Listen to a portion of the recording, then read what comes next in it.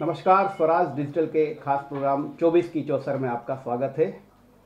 जैसा कि कल हमने चर्चा की थी, आज मध्य प्रदेश की 6 लोकसभा सीटों पर मतदान हो रहा है।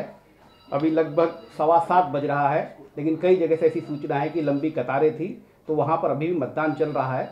चुनाव आयोग देर रात तक फाइनल डेटा उपलब्ध कराएगा, लेकिन अभी तक 5 बजे तक जो डेटा उपलब्ध कराया गया है उसके आधार पर हम मध्य प्रदेश में वोटिंग परसेंट को लेकर चर्चा करेंगे और ये वोटिंग परसेंट किस दिशा की तरफ जा रहा है, किसको नुकसान हो रहा है, किसको फायदा हो रहा है, और सबसे महत्वपूर्ण बात है, क्या चुनाव आयोग की कवायद, राजनीतिक दलों की मेहनत के बावजूद मध्य प्रदेश से मतदाता इस चुनाव में, इस भीषण गर्मी वाले चुनाव में बाहर निकला या नहीं, इस पर भी हम समीक्षा करेंगे।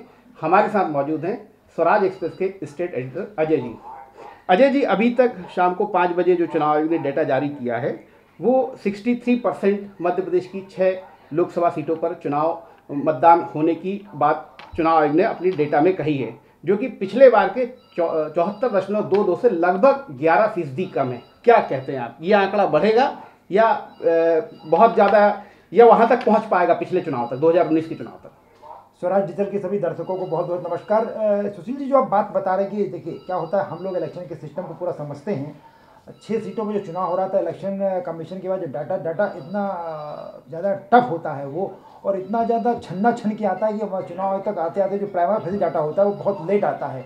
तो मुझे लग रहा है कि अभी जो 63% आप बता रहे हैं, जो चुनाव ने आपको डाटा दिया हम लोगों को, वो 6 सीटों का जो डाटा है लगभग बढ़ेगा, और मुझे लग रहा है कि 70% के लगभग ये एवरेज पहुंच जाएगा। क्योंकि अब देखिए कि सिर्फ बालाघाट की 2-3 जो कॉन्स्टिट्यूंसी थी, बैहर वगैरह, उनको छोड़ करके जहाँ की जो पोलिंग थी वो 3 बजे के लगभग खत्म हो गई। बाकी जगह लेट, कम से कम आप मान के चलिए कि 3 घंटे 4 घंटे लेट डाटा रहता है, क्योंकि वहाँ भी छन्ना लगता है, वहाँ हर वेरिफिकेशन होता है। तो मुझे लग रहा है कि अभी ये 70% तक किसी भी हालत में पहुँचेगा।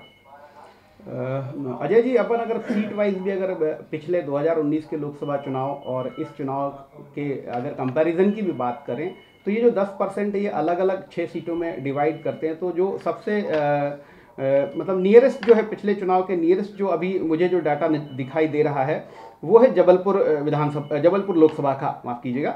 वहाँ पर पिछली बार 69.2% वोट हुआ था, और अभी जो 5 बजे का डेटा वो 68.96 कह रहा है। तो मुझे लगता है जबलपुर में शायद मतदान ज़्यादा, पिछली बार से ज़्यादा मतदान की संभावना है। क्या कहते हैं? देखिए जबलपुर भी, तो देखिए जबलपुर के साथ जो अपन बार बार बात कह रहे थे कि जबलपुर सांस्कृतिक रूप से समृद्ध है, जबलपुर शैक्षिक रूप से समृद्ध है।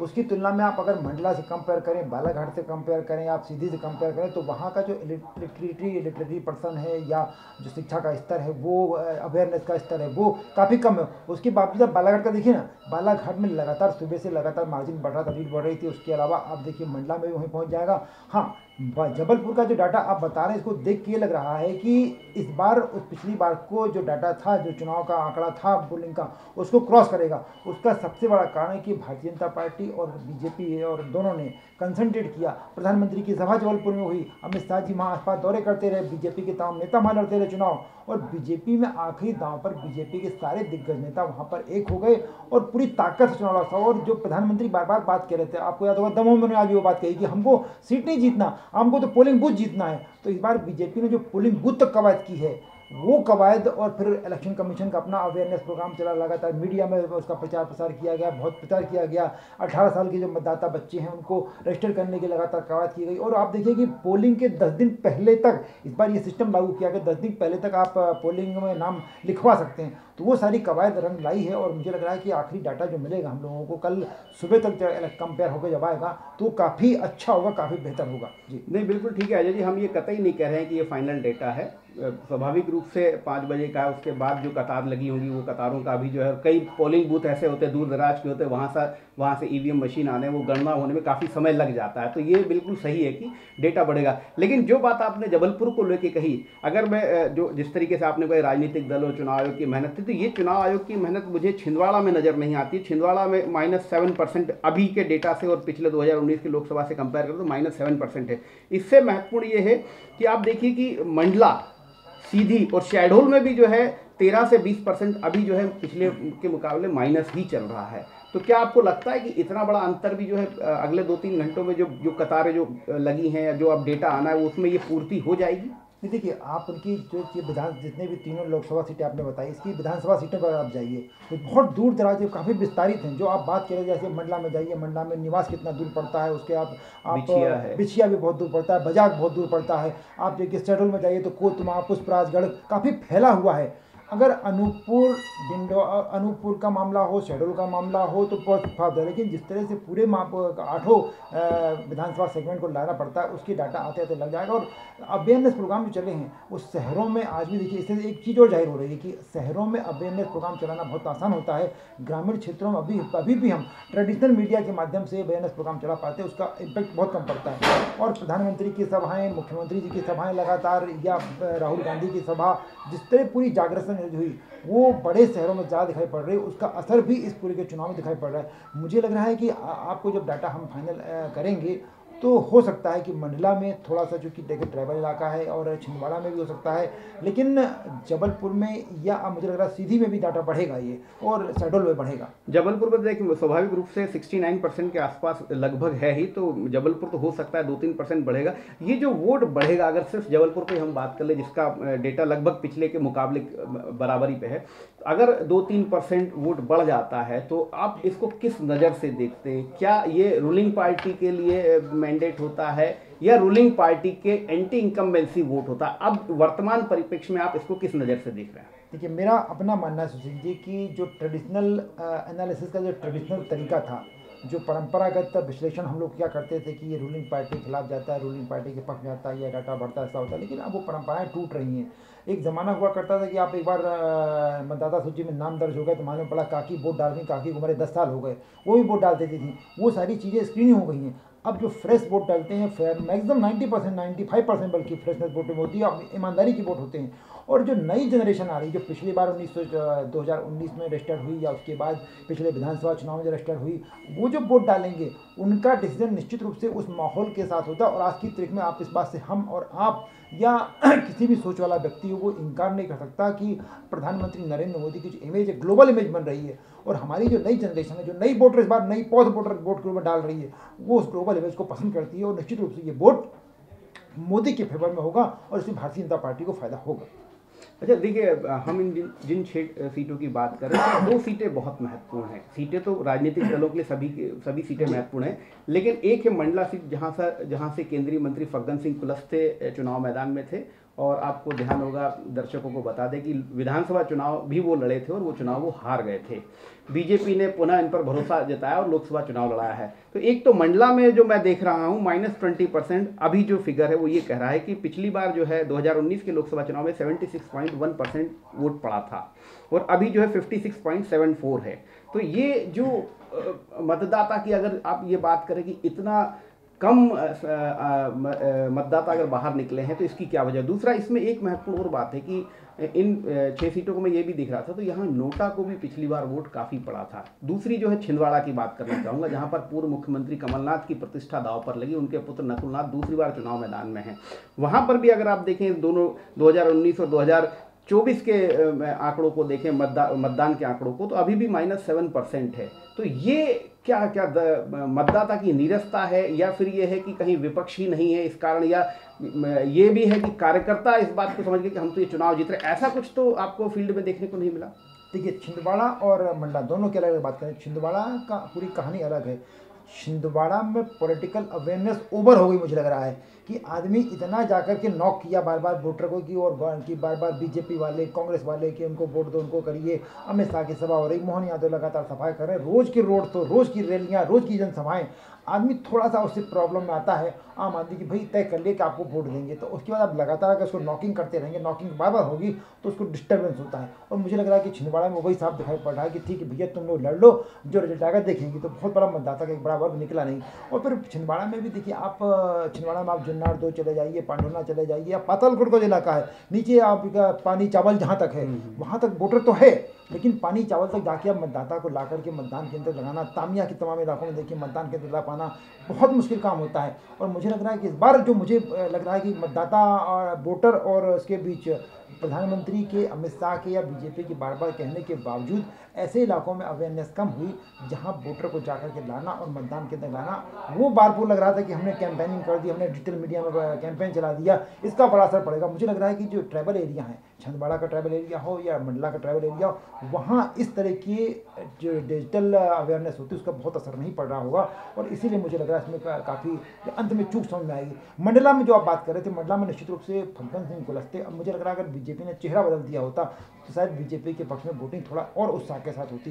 फग्गन सिंह कुलस्ते के जो भाई थे पिछली बार प्यारे कुलस्ते, उन पर कितने आरोप लगे थे, फग्गन सिंह कुलस्ते पर तमाम आरोप लगे, फग्गन सिंह कुलस्ते विधानसभा का चुनाव हारे। तो ये बातें मतदाता के मन में तो होती हैं। देखिए मोदी के मुद्दे पर, मोहन यादव के मुद्दे पर या शिवराज सिंह चौहान के मुद्दे पर या BD शर्मा, जिनको आज प्रधानमंत्री ने बड़ी जमकर तारीफ की दमोह की सभा में की, दुबला पतला आदमी, और इसने इतिहास रख दिया 166 सीटें बीजेपी के।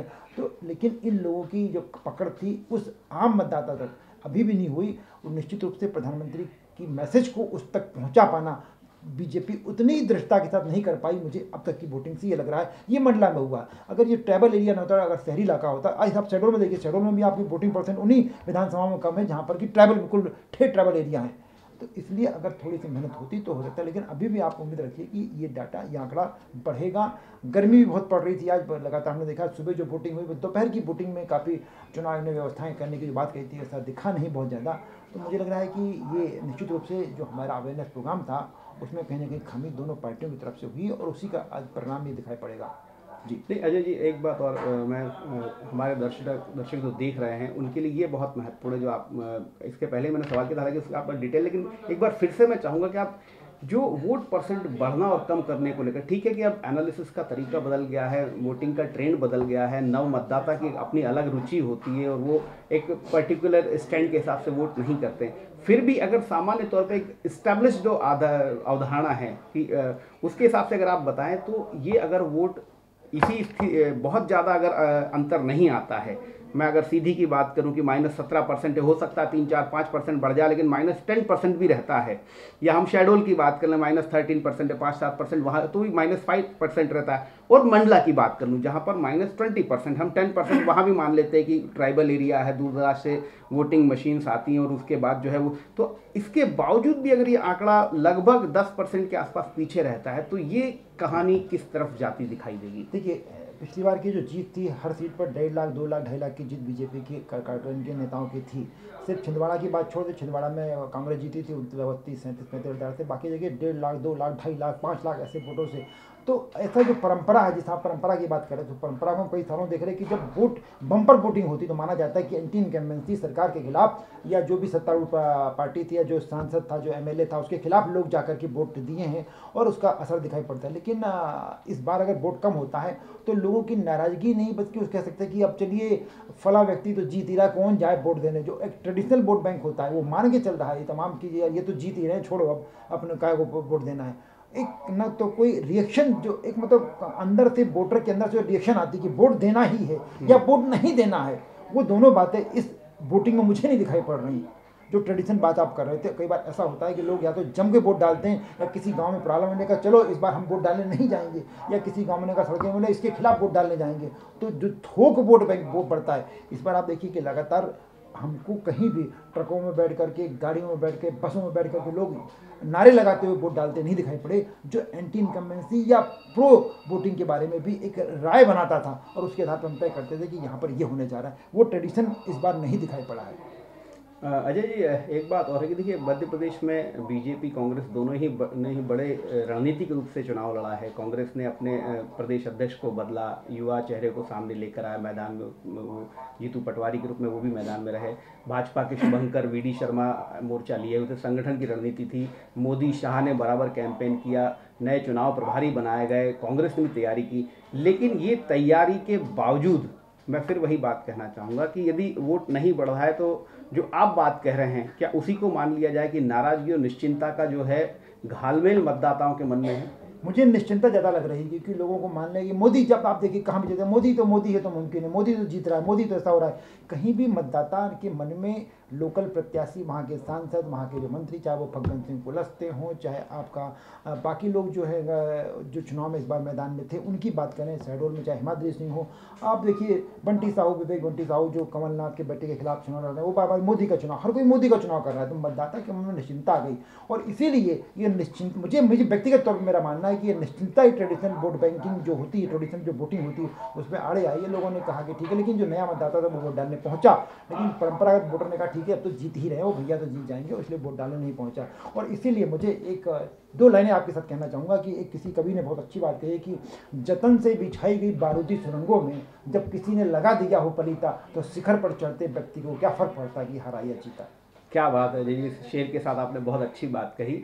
बहरहाल मतदाता के मन में क्या है ये था लेना बड़ा ही मुश्किल है। वर्तमान दौर के जागरूक मतदाता को समझना तो बहुत मुश्किल ही है। हमने 2023 के विधानसभा चुनाव में भी देखा किस तरीके की एग्जिट पोल आए थे और उन सब के बावजूद परिणाम एक अलग दिशा में गए थे। लेकिन जो अजय जी ने बात कही, मैं वहीं से बात को समाप्त करूंगा। मतदाता निश्चिंत है, नाराज है, दोनों ही का पता तब चलेगा जब ईवीएम से बात उजागर होगी, काउंटिंग होगी। लेकिन इन निश्चिंता और नाराजगी अब ईवीएम के अंदर है। पर यह बात सही है कि जिस तरीके का वोटिंग ट्रेंड अभी निकल के आया है वो कहीं ना कहीं मुझे लग रहा है अगर बहुत ज़्यादा परिवर्तन नहीं हुआ तो कुछ जगह पर वोटिंग परसेंट कम हो रहा है। और ये राजनीतिक दलों के लिए, चुनाव आयोग के लिए भी चुनौती है, क्योंकि हम परिपक्व लोकतंत्र हैं। हमारी कोशिश यही है, सारी सिस्टम की कोशिश यही है कि ज़्यादा से ज़्यादा मतदान हो। अगर 80% से कम मतदान होता है तो ये कहीं ना कहीं मतदाताओं की लोकतंत्र के प्रति या जो निश्चिंता, नाराजगी, दोनों को ही अगर आप वो करें तो कहीं ना कहीं मतदाता की एक नीरसता भी इसमें नज़र आती है। हमने आज आपको बताया मध्य प्रदेश की 6 लोकसभा सीटों में मतदान के ट्रेंड को लेकर। कल हम फिर किसी नए मुद्दे के साथ आपके सामने होंगे। तब तक के लिए मुझे और अजय जी को इजाज़त दिए। अजय जी आपका बहुत बहुत शुक्रिया। इसी तरीके से स्वराज डिजिटल में आप हमारे दर्शकों को जो है नई नई जानकारियां देते रहिए, एनालिसिस करके बताते रहिए। तब तक के लिए नमस्कार।